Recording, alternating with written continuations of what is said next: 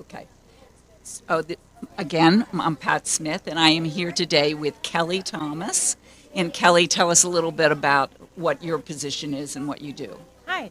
I am a STEM and computer science instructional facilitator. I work in the Applied Learning Department, STEM and computer science programs for Broward County Public Schools.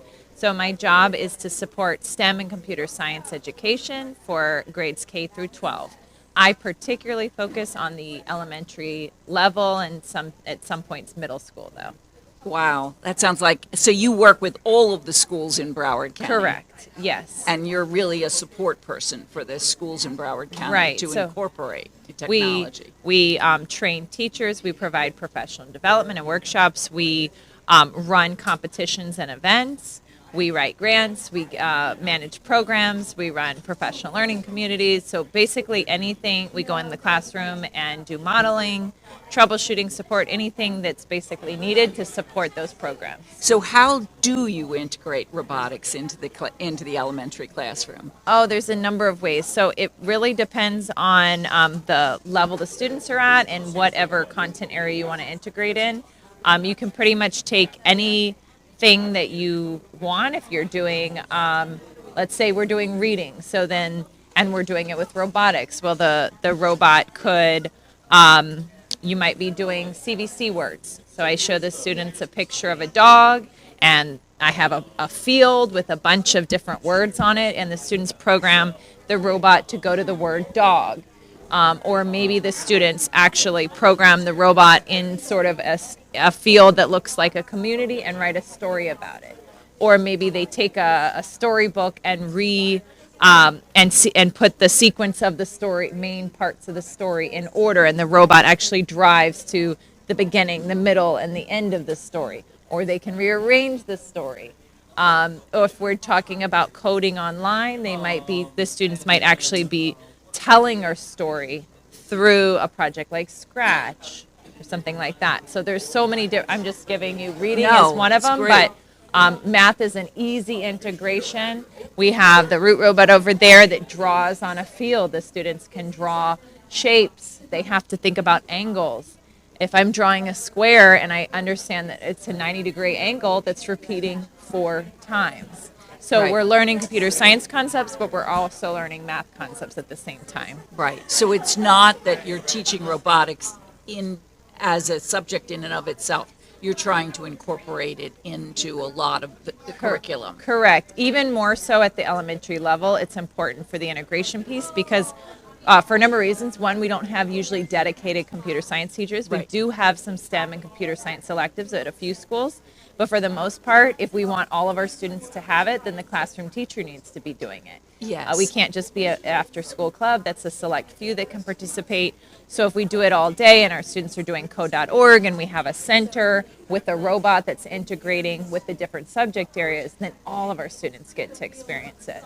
And what types of robots do you use in the elementary school classroom? So we use the Bebot, the Vex 123, the Dash, the Sphero. Oh, the Sphero Indy, the Sphero Bolt is the ball, the Sphero Mini, the little one, the Sphero Indy, the little car that drives on colored tiles. The Root robot. So we use a variety of different robots. The best robots are the ones that have multiple levels of programming and are accessible on different levels. So, for example, the Root robot I really like because I can code with block-based coding that's symbols. So an arrow going forward. Right. Then I can go to the next level that says move forward. Right. And then the third level for that is actually text coding, JavaScript or something like that. Right. So in that way, the students can work at whatever level they're at. Right. And it's not prohibitive for students who haven't learned to read or students who Right. don't read English. So whether they're an ELL, a student with disabilities, or just a younger learner, pre-reader, they can still code. Right. So as a classroom teacher, what would you obtain robots to use? How would you obtain robots to use in your classroom? So we have a lot of, we get grants and we work in partnership with different organizations. One of those is we have a partnership with the University of Florida. They got a grant from Google. We have a grant from Amazon Future Engineer. Those partnerships provide money that helps us buy robots. Those robots go into our lending library. The teachers then check out materials from the lending library, and we train and support them in those materials. So they get to check them out, use them for the year or semester, and we support them on their use. And you offer training to Absolutely. the teachers to be able to use robots, because I think a lot of, particularly elementary school teachers, this has never been part of their curriculum. Right. And they're probably intimidated by We it. offer a number of trainings. Most of our trainings happen in the summer, but this next week we have our CS Inclusion Lending Library Workshop, which is an after-school meeting where teachers come, they check out items from us, and they get hands-on support on those materials that they're going to use in their classroom. So we have our virtual PLCs that we do, but we have a number of year-long PLCs as well as Saturday teacher planning workshops. But most of our workshops happen in the summer, and we train teachers on all of that. And why should a classroom teacher teach using robots? So teaching robots or computer science and computational thinking in general is teaching 21st century skills. Right. So the students are learning critical thinking, problem solving, communication, collaboration. For our ELLs, they're practicing everything that they need to do, whether it's an IEP goal for our students with disabilities or if it's our ELLs that need to practice the language. It's engaging them in real world problems that are very exciting for them, and it gets them engaged. And it's not just me working out of a textbook. It's, I actually have a reason to communicate. I actually have a reason to problem solve. But ultimately, no matter what career our children choose to go into, they need those 21st century skills. And robotics and computer science will help them with that. Right, they will. And what are the students' reactions? Oh my goodness, they're so engaged. You'll see smiles and excitement on the students' faces. It's the students that don't necessarily are traditional high achievers. I have students who would not want to go to recess because they want to stay in and work on their robot or code. Right. And what's really cool is that our students that we often think of as behavior problems, they're risk takers. So they Right. actually don't have that feeling that I have to get an A, I have to achieve, there's a right or wrong way to do something. So they're actually really great at this because they try different things. They're not scared to fail, so to speak, because Right. they've failed, quote unquote, a lot. Right. And they just take a dive and they do amazing with it. So what I love about just robotics, STEM, computer science, engineering, all of that is that our students that are not our gifted high achievers, that are struggling learners, who are our ELL students or students with disabilities, they're able to really excel, and people don't expect much from them, and then they just shine, and it's awesome. I'll bet. So, how do students gain experience with robots in elementary schools? It's just that you push this out into the schools, or the schools are coming and asking you for it? Both. Okay. So we have all these grants and opportunities and say, hey, we've got this opportunity, come get trained. We have materials you can check out. Sometimes we have materials we can actually provide them to keep. We help teachers write grants to get the materials for themselves to have out on their own in the classroom. But it really just takes somebody willing to say, hey, I want to learn, I want to do this. A lot of times it comes from the students. So we have students, for example, that will have a robotics program at their elementary school. They go on to middle school, there's nothing there. Well, the students will advocate for a program at their school. I'll bet, yeah. We don't dictate which schools have what. All we do is support the schools that want to do it. So Right. any school in Broward County can say, hey, we have a teacher, or hey, we have a desire, we want to have a club, we want to have a class, and we're there to support them and provide them what they need. So it comes often from the students or the parents saying, hey, we want this.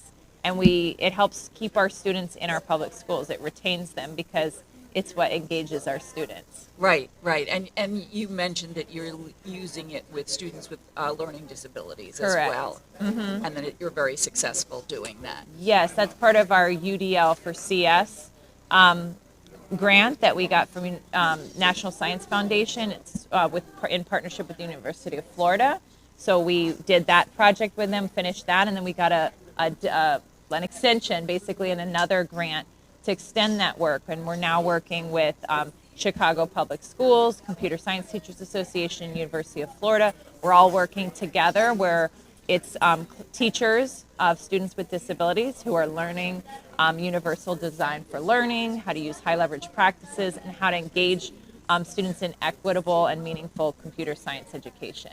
So I understand that the Florida State Standards now incorporate learning about computer science and robotics into a lot of the standards.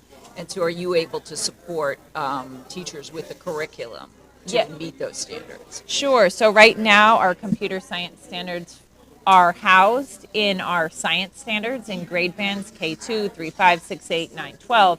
And next year, we'll have a whole new set of computer science standards that will be pulled out and be their own set of standards. Oh, interesting. But basically, yes, if you are teaching computer science, you are teaching state standards. And then we always recommend that we're pairing it with like a content area such as reading, math, science, or social studies, because it's an easy fit. It fits it in the day. It makes it engaging, makes it meaningful. So instead of just saying, have this robot go from this X to this circle over here, why not just say, program the robot to go to the red triangle, if I'm talking to a pre-kindergarten student. Right. And what am I doing? I'm assessing their understanding of both robotics and shapes and colors, right?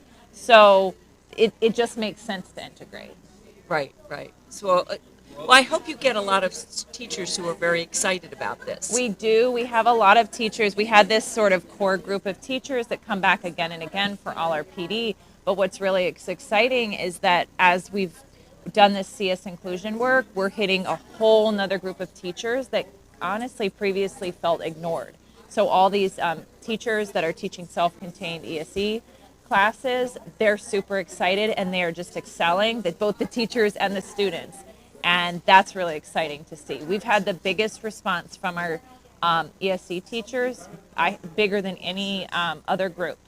Wow. So even though when teachers are burned out and you think they don't want to do extra and do Saturday trainings and evening workshops and all this extra, our ESE teachers have gotten really excited because they see what it's doing for their students in their classroom.